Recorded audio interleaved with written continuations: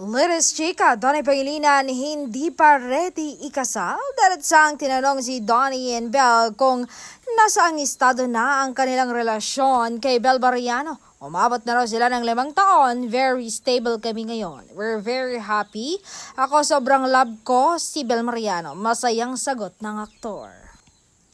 And para sa amin, mas pinapayaman muna namin yung sarili naming karanasan. Siguro mas pinapamature muna namin ang isa't isa bago kami mag-step forward. Kasi naniniwala kami na kailangang buo muna kami. Anya, dahil dito, inurirat siya tungkol sa kasal. Napag-usapan namin yung mga plano namin. Anong age gustong magpakasal? Ganyan pag-amin ni Donnie.